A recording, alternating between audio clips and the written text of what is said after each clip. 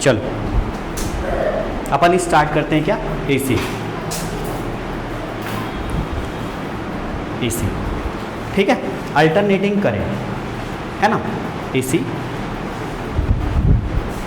Alternating current. अब AC होता क्या है जी, it is a type of current which magnitude and direction changes with respect to time, जिसका मैग्नीट्यूड और क्या होता है, डायरेक्शन क्या होता है, टाइम के साथ चेंज होता है, उसी को क्या बोलते हैं हम लोग, एसी बोलते हैं। समझ में आ रहा है क्या, धारा का वो रूप जिसका क्या होता है, जो समय के साथ साथ जिसकी दिशा और मान क्या होती रहती है, परिवर्तित होती रहती है, ऐसे ही करंट को अपन क्या बोलते हैं, प्रत्यावर्ती धारा बोलते हैं। आया समझ में, एसी बोलते हैं। ठीक है, समझ में आया जी। एसी जिसकी मान और दिशा क्या है, परिवर्तित होते रहे, उसको क्या बोलेंगे, एसी या प्रत्यावर्ती धारा बोलते हैं। समझ में आ रहा है कि मान परिवर्तित हो लेकिन दिशा परिवर्तित ना हो, मैग्नीट्यूड क्या हो, चेंज हो लेकिन डायरेक्शन चेंज ना हो, तो वो क्या कहलाएगा, वेरिएबल डीसी कहलाएगा, ना कि एसी कहलाएगा। फॉर एग्जांपल जैसे आप बैटरी से करंट लेते हो, बैटरी से करंट लेते हो तो बैटरी लगातार क्या होता है, उतने ही अमाउंट में करंट नहीं पास करता, समय के साथ साथ बैटरी क्या होते जाता है, खत्म होते जाता है, उसकी चार्जिंग खत्म होते जाती और उसकी वैल्यू क्या होते जाती, कम होते जाती। तो मान अगर परिवर्तित हो रहा है लेकिन दिशा परिवर्तित नहीं हो रही है तो वो वेरिएबल डीसी कहलाएगा, परिवर्ती क्या बोलना चाहिए, डिस्क धारा कहलाएगी। समझ में आ रहा है क्या, प्रत्यावर्ती धारा नहीं कहलाएगी। क्लियर है।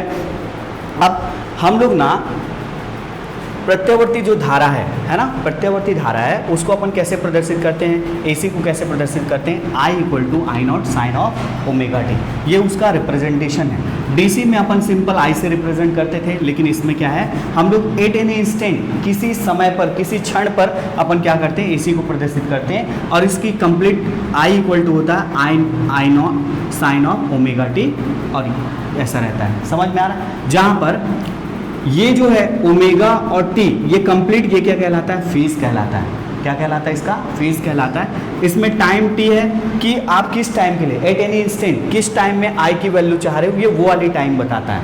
आ रहा है समझ में, ठीक। और उसके बाद है यहाँ पर ओमेगा, ओमेगा क्या होती है, इसकी एंगुलर फ्रिक्वेंसी, कोणीय आवृत्ति, क्या कहलाती है, कोणीय आवृत्ति। और ये क्या है, पीक वैल्यू I0 क्या है, जैसे मैं इसको एक वेव के फॉर्म में, वेव फॉर्म में क्या किया हूँ, मैं इसको रिप्रेजेंट किया हूँ, तो इसकी पीक वैल्यू ये वाली वैल्यू, इसको क्या कहते हैं अपन, I0 बोलते हैं। आ रहा है क्या समझ में, इसको बोलते हैं अपन हिंदी में क्या, शिखर मान बोलते हैं। क्या बोलते हैं जी, इसको शिखर मान। तो ये जो अधिकतम मान है उसको क्या बोलते हैं अपन, उसका शिखर मान बोलते हैं। अब ये एक रिप्रेजेंटेशन हुआ, इक्वेशन ये हो गया, रिप्रेजेंटेशन ये हुआ, साथ में आप एसी को ऐसे भी रिप्रेजेंट कर सकते हो। ये भी क्या होता है, टाइम के रेस्पेक्ट में क्या हो रहा है, डायरेक्शन और वैल्यू क्या हो रही है, चेंज हो रही है। ये भी क्या है, एसी का ही एक क्या है, टाइप है। ठीक है, और ये भी क्या है, एसी का एक टाइप है। आ रहा है क्या समझ में। तो इतने सारे वेव फॉर्म से अपन क्या कर सकते हैं, इसको एसी को रिप्रेजेंट करते हैं। लेकिन अगर डीसी रिप्रेजेंट करना होता है तो डीसी सिर्फ और सिर्फ कैसे रिप्रेजेंट होता है, एक ऐसा कि टाइम तो चल रहा है लेकिन उसका मैग्नीट्यूड जो भी एक बार हो गया, सेट हो गया, वो उसी वैल्यू पे क्या रहता है, चलते रहेगा, टाइम बढ़ते रहेगा। समझ में आ रहा है। कभी कभी डीसी को अपन ऐसा रिप्रेजेंट करते हैं, ऐसा, तो ये समय के साथ क्या होगा, टी के साथ क्या हो रहा है, यहाँ पर डीसी की वैल्यू कम हो रही है ना, मतलब ये वेरिएबल डीसी है ना, वेरिएबल डिस्क धारा है, लेकिन क्या बोलना चाहिए, इसकी डायरेक्शन चेंज नहीं होता है। डायरेक्शन चेंज होता है तो ये वेव फॉर्म नीचे आता है, ऐसा, ये एक डायरेक्शन में फ्लो को दिखाता है, ये दूसरे डायरेक्शन में फ्लो को दिखाता है। ये जैसे इसमें देखो तो ये एक डायरेक्शन में, ये दूसरे डायरेक्शन में, उसके लिए ये इसके लिए ये। आ रहा है क्या समझ में। ठीक है, तो जिसका मान एवं दिशा, मैग्नीट्यूड एंड डायरेक्शन दोनों के दोनों चेंज होते हैं, उसको क्या बोलते हैं हम लोग, एसी बोलते हैं। आ रहा है क्या समझ में। ठीक है, चलो लिखेंगे।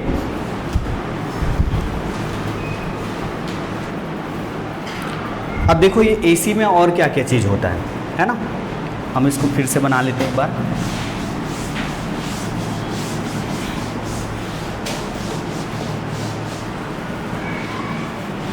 सिंपली एसी को हम लोग रिप्रेजेंट करते हैं I = I0 sine of omega t. ठीक, ओमेगा टी उसका फेज होता है। ओमेगा ये क्या है, एंगुलर फ्रीक्वेंसी होती है, एंगुलर फ्रीक्वेंसी। ओमेगा = होता है 2πf। एफ क्या है जी, एफ है फ्रीक्वेंसी। ठीक, और क्या बच गया, एक तो I0, ये है पीक वैल्यू, ठीक, और होता है ऐप का अपोजिट टी, अपन इसको बोलते हैं टाइम पीरियड, ठीक है। तो एसी के लिए सिंपल सा ये इसका इक्वेशन हो गया। इसका रिप्रेजेंटेशन कैसा है हमारे पास, ये वाला वेव फॉर्म वाला लेके चलेंगे, ठीक है। यहाँ पर देखो, ये करंट है आई, अल्टरनेटिंग करंट, इस डायरेक्शन में हम लोग क्या दे दिए इसको, टाइम, ऐसा, ठीक है। अब ये इसकी जो मैक्सिमम वैल्यू होती है एट एनी इंस्टेंट, ये जो भी इसकी मैक्सिमम वैल्यू पे ये अचीव करता है वो उसका क्या हो गया, पीक वैल्यू, ये हो गया आई नॉट, ठीक। फिर क्या बच गया, टाइम पीरियड। टाइम पीरियड क्या है, जितने टाइम पे ये एक साइकिल कंप्लीट करता है, यहाँ से दूसरा साइकिल चालू हो रहा है, time required to complete one cycle by AC. समझ में आ रहा है क्या, अल्टरनेटिंग करंट को एक साइकिल कंप्लीट करने के लिए जितना भी टाइम चाहिए वो उसका क्या कहलाता है, टाइम पीरियड। ये इसको बोलते हैं हम लोग क्या, आवर्त काल। आ रहा है क्या समझ में, ठीक। एक प्रत्यावर्ती धारा को एक चक्र पूर्ण करने के लिए जितना भी समय चाहिए वो उसका क्या कहलाता है, आवर्त काल कहलाता है, ठीक। एक है फ्रीक्वेंसी। फ्रीक्वेंसी क्या है, number of cycle completion by AC in 1 second. अब ये ऐसा साइकिल 1 सेकेंड में जितना कंप्लीट करता है वो क्या कहलाता है, उसकी आवृत्ति या फ्रीक्वेंसी। समझ में आ रहा है क्या, फ्रीक्वेंसी। तो हमारे पास जो इंडिया में इन जनरल जो सप्लाई होती है वो कितनी फ्रीक्वेंसी रहती है, कितनी, 50 हर्ट्ज लिखा रहता है। कोई भी डिवाइस आप खरीदने जाओगे तो उसमें क्या लिखा रहता है, 50 हर्ट्ज। वो 50 हर्ट्ज क्या है, उसकी फ्रीक्वेंसी है। आ रहा है समझ में, फ्रीक्वेंसी है, 50 हर्ट्ज की फ्रीक्वेंसी होती है। डीसी जो डिस्क धारा होती है उसकी फ्रीक्वेंसी क्या होती है, 0। समझ में आ रहा है क्या, डीसी की फ्रीक्वेंसी कितनी रहती है, 0। और एसी जो हमारे लिए है, हमारे इंडिया में जो सप्लाई होता है वो क्या होता है, 50 होती है उसकी। आया समझ में, ठीक है ना, ये ठीक है। तो इसको, इसकी डिफिनीशन आप लोग लिख लेना, अलग से नोट्स बनाओगे उसके लिए, ठीक। किसकी टाइम पीरियड की, फ्रीक्वेंसी की, ठीक है, पीक वैल्यू की, इतनी सारी चीज़ें। अब ना अपन डिटरमाइन करेंगे मीन वैल्यू और एवरेज वैल्यू ऑफ एसी, ठीक है, मध्य मान या औसत मान ऑफ एसी। समझ में आ रहा है क्या, ठीक है। तो वो निकालते हैं, चलो, ठीक है, ठीक है। तो इसका कंप्लीट साइकिल में क्या होता है, मीन वैल्यू क्या रहता है, 0 रहता है। रीज़न क्या है हमारे पास, क्योंकि ये एक डायरेक्शन में फ्लो को दिखाता है और ये दूसरे डायरेक्शन में फ्लो को दिखाता है। अगर इसका हम लोग एवरेज लेंगे कंप्लीट साइकिल के लिए, तो क्या होगा, जितना पॉजिटिव उतना निगेटिव। तो कंप्लीट साइकिल में इसकी एवरेज वैल्यू क्या होती है, 0 होती है। अब ये कंप्लीट साइकिल में एवरेज वैल्यू 0 होती है तो अपन इसको क्या किसके लिए लेते हैं, हाफ साइकिल के लिए लेते हैं। मान लो इसका टाइम पीरियड कितना है, t है, कैपिटल T है, तो यहाँ तक का लेंगे तो ये कितना होगा, t/2, ठीक है, t/2 होगा, ठीक। क्या होता है मीन वैल्यू, क्या बोलते हैं, कैसे डिफाइन किया गया है इसको, AC की मीन वैल्यू DC की उस वैल्यू के बराबर होती है जिसको उसी सर्किट में उतने ही समय तक क्या करने के लिए, फ्लो करने पर उतने ही अमाउंट में क्या करता है, आवेश मतलब चार्ज को क्या करता है, सेंड करता है, ठीक है। डिफिनीशन में कुछ नहीं रखा है, इसका डेरिवेशन देखो, ठीक है। निकालते हैं इसका, आई मिन या आई एवरेज इक्वल टू होगा 0 से t, 0 से t आई dt अपॉन t। अपन एवरेज निकालते हैं, जैसे हम लोग क्या करें, आप लोगों के एज का अगर एवरेज निकाले तो सबके एज को क्या बोलना चाहिए, ऐड करने के बाद क्या करेंगे अपन, नंबर से जितने भी नंबर में हो उससे क्या करेंगे, हम लोग डिवाइड करेंगे। लेकिन यहाँ पर क्या है, ये क्या है, कंटिन्यूस वैल्यू है, ये कंटिन्यूस है लगातार। तो अपन क्या कर रहे हैं, इसमें एक को तो ऐसा आइडेंटिफाई नहीं कर सकते ना, तो एक को आइडेंटिफाई नहीं करके हम लोग क्या कर रहे हैं, उसका इंटीग्रेट कर रहे हैं। जोड़ने के लिए क्या कर रहे हैं, उसको पहले इंटीग्रेट कर दिए, वहाँ से वहाँ तक, कहाँ से यहाँ तक को क्या कर रहे हैं हम लोग, ऐड कर रहे हैं, I0/2 होगा। यहाँ से यहाँ तक को क्या कर रहे हैं, ऐड कर रहे हैं, ठीक। और डिवाइड के लिए नंबर चाहिए, तो हमारे पास नंबर नहीं है, हम लोग टाइम के रेस्पेक्ट में कर रहे हैं, तो यहाँ पर टाइम से ही क्या करेंगे, इसको डिवाइड कर रहे हैं। हाफ लाइफ टाइम के लिए, सॉरी हाफ टाइम पीरियड के लिए, तो T/2 T/2 समझ में आ रहा है, ठीक। निकालते हैं इसके लिए। अब देखो ये हो गया 0 से T/2, इसको पलट दो, क्या आएगा 2/T, इसको बाहर निकाल लेते हैं। हमारे पास क्या बचा, I, और I की वैल्यू क्या होती है, I0 sine of omega t into d t, ठीक है। यहाँ से ये 2T हो गया, 2T हो गया, I0 भी बाहर हो जाएगा, ये भी कांस्टेंट है, क्या बचा 0 से T/2 sine of omega t into d t, ठीक है जी। साइन का इंटीग्रेशन क्या आएगा हमारे पास, ओमेगा टी 0 से T/2, और यहाँ पर क्या आएगा 0 से T/2, और ये टी के रेस्पेक्ट में हो रहा है, टी के साथ मल्टीपल में क्या है ओमेगा, तो इसको आप क्या करो ओमेगा से डिवाइड कर दो। समझ में आ रहा है ना, ठीक। इस साइड देख लो,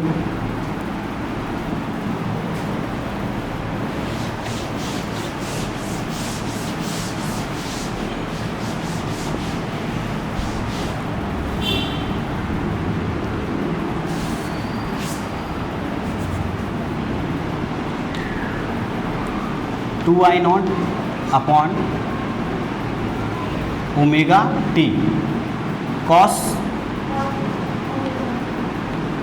omega t upon omega into 0 T/2, ठीक है जी, ठीक है। क्या है माइनस कॉस, ये लो माइनस कॉस, ठीक। अब क्या करो, अपर लिमिट और लोअर लिमिट को टी की जगह में रखते जाओ। 2I0, यहाँ पर ये ओमेगा, ओमेगा की वैल्यू कितनी होती है 2π/T, ठीक है। यहाँ पर ये टी, और माइनस कॉस ओमेगा, ठीक है। ओमेगा टी की जगह में क्या रखोगे आप T/2, माइनस में फिर क्या होगा minus minus cos omega into 0, ठीक है। तो हमारे पास बचा यहाँ पर देख लो, ये टी और टी कैंसिल हो जाएगा, 2 कैंसिल हो जाएगा, तो I0 अपॉन क्या बच गया पाई, यहाँ पर माइनस है कॉस हो गया, ओमेगा की वैल्यू फिर रखो 2π/T into T/2, minus minus ये हो जाएगा प्लस कॉस ओमेगा का कितना 2, ये 0 से इंटू होने के बाद पूरा 0, ठीक है।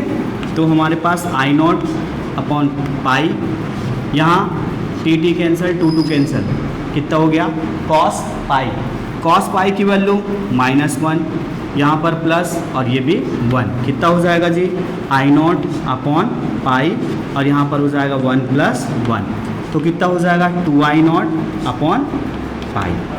ये किसकी वैल्यू आई मीन की वैल्यू या आई एवरेज की वैल्यू। समझ में आ रहा है क्या? तो हाफ साइकिल के लिए मीन वैल्यू ऑफ एसी कितना होता है 2I0 अपॉन पाई। ठीक, ठीक है, नोट कर लीजिए इसको फटाक से।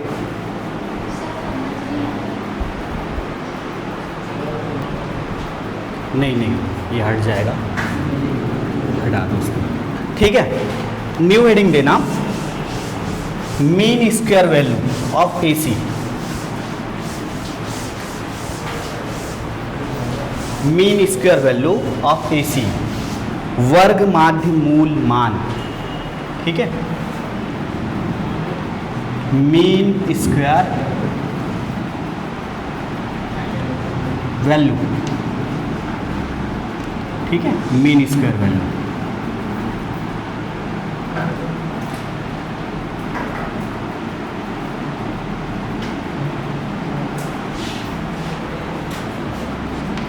और root mean square value, sorry RMS value, mean square value नहीं, रूट मीन स्क्वायर वैल्यू।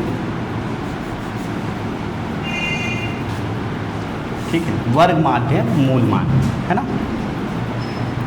अब इसमें इसको बोलते हैं IRMS वैल्यू, IRMS वैल्यू, ये हम लोग को फाइंड आउट करना है। रूट मीन स्क्वायर वैल्यू, वर्ग माध्य मूल मान, ठीक है, ये अपन फाइंड आउट करते हैं। देखो IRMS है ना, रूट मीन स्क्वायर वैल्यू। अब रूट मीन स्क्वायर कैसे बोलते हैं इसको, है ना, RMS वैल्यू ऑफ AC है ना, DC के उस वैल्यू के बराबर होता है जिसको सेम रजिस्टर में सेम टाइम के लिए फ्लो करेंगे तो वो उतने ही अमाउंट में क्या बोलना चाहिए, हीट जनरेट करेगा जितना कि AC। फिर से AC का जो RMS वैल्यू होता है, रूट मीन स्क्वायर वैल्यू होता है, वो DC के उस वैल्यू के बराबर होता है जिसको सेम सर्किट में सेम टाइम के लिए या सेम रजिस्टर में सेम टाइम के लिए क्या करोगे, फ्लो करोगे तो वो उतने ही अमाउंट में क्या करेगा, हीट जनरेट करेगा जितना कि AC जनरेट करता है। आ रहा है समझ में, ठीक है। इसको फाइंड आउट करने के लिए या दूसरे शब्दों में हम लोग क्या बोलेंगे, इसको निकालने के लिए I का क्या करो, स्क्वायर करो, फिर इसका क्या फाइंड आउट करो, मीन निकाल लो, ये मीन हो गया, ठीक, मीन करो, और इसके बाद इसका क्या कर दो, रूट कर दो।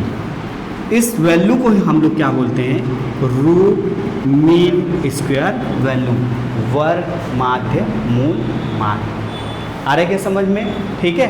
अब यहाँ पर कंसिडरेशन कर लेते हैं। सपोज हमारे पास I इक्वल टू है कितना, I0 sine of omega t. I equal to है कितना, I0 sine of omega t. इसके अकॉर्डिंग निकालो क्या होगा, तो फिर हमारे पास IRMS इक्वल टू हो जाएगा रूट में। देखो जी, निकालने के लिए सीधा सीधा क्या करना है, रूट मीन स्क्वायर वैल्यू ना, इसको पीछे से पढ़ो, स्क्वायर मीन फिर रूट, समझ में आ रहा है। तो मैंने क्या किया, पहले उसका स्क्वायर किया, फिर मीन निकाला, तो ये वाला एक कंप्लीट साइकिल के लिए निकालेंगे ना, तो 0 से T, ठीक है, मीन किया। अब फिर उसके बाद क्या, रूट। अब रूट मीन स्क्वायर आया समझ में। पहले स्क्वायर किया, I था सिंपल, I का स्क्वायर कर लो, ये स्क्वायर हो गया, ठीक है। मीन निकालने के लिए 0 से T पूरा ऐड करने के बाद अपन T से डिवाइड कर दी, ये मीन हो गया, और उसके बाद क्या करो, ये रूट लगा दो, मीन स्क्वायर वैल्यू। आ रहा है समझ में। अब ये रूट के अंदर सॉल्व करने में थोड़ी सी क्या होगी, प्रॉब्लम होगी। अपन क्या करते हैं, इसके रूट को हटा देते, क्या आएगा, स्क्वायर कर दो, IRMS स्क्वायर इक्वल टू क्या हो जाएगा हमारे पास, 0 से T हो जाएगा, ये I का स्क्वायर, और यहाँ पर हो जाएगा T, ठीक, और ये हो जाएगा dt। T कांस्टेंट है, इसको सामने लेके आ जाओ, क्या आएगा हमारे पास, IRMS square equal to 1/T, ठीक है जी, 1/T यहाँ पर आ जाएगा 0 से T। फिर हमारे पास I इक्वल टू क्या होता है, I0 sine of omega T का स्क्वायर इंटू dt, ठीक है। फिर यहाँ पर 1/T हो गया, ये 0 से कितना हो गया T, यहाँ पर I0 अलग से सेपरेट स्क्वायर कर दो, साइन स्क्वायर ओमेगा T, और ये हो जाएगा dt, ठीक है। ये I0 जो है हमारे पास, ये भी एक कांस्टेंट है, इसको भी बाहर निकाल दो, I0 स्क्वायर अपॉन T हो जाएगा, यहाँ से 0 से T हो गया, साइन स्क्वायर ओमेगा T, और ये dt, ठीक। अब ये स्क्वायर के फॉर्म में तो इंटीग्रेशन नहीं होगा, तो इसको अपन तोड़ लेते हैं, किस फॉर्म में, कॉस के फॉर्म में।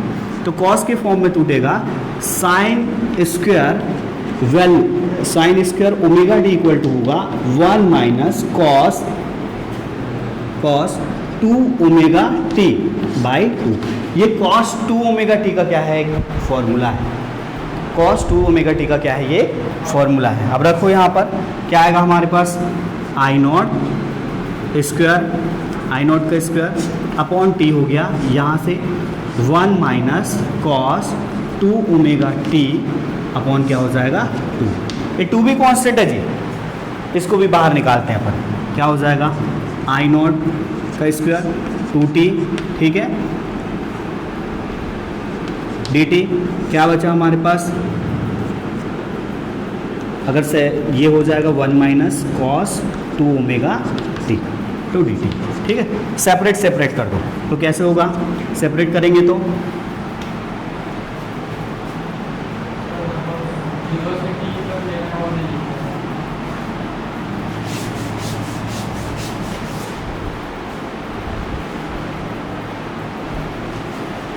ठीक है, इस साइड देखो,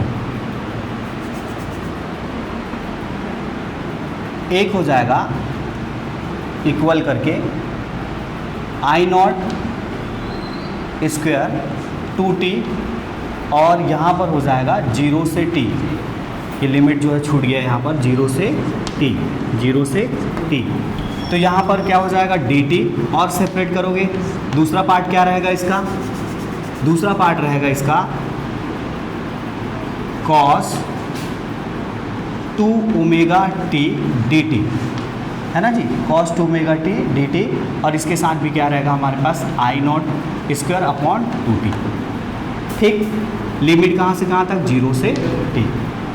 अब ये सिंपल सा क्या हो गया, ये जैसे हम लोग साइन ओमेगा t लेते उसको dt लेते, तो ये कंप्लीट साइकिल के लिए आता, ये कॉस भी एक कंप्लीट साइकिल के लिए दिखा रहा है 0 से t। और साइनोसोडल फंक्शन का, साइनोसोडल जो फंक्शन होते हैं जैसे कि हमारे पास साइन या कॉस का जो भी होता है ना, इसका वेव ऐसे रहता है, कॉस का वेव कैसे रहता है, इस टाइप का ऐसे। तो इनकी एवरेज वैल्यू, ये एक्चुअल में क्या दिखा रहा है, ये कॉस की क्या दिखा रहा है, एवरेज वैल्यू दिखा रहा है।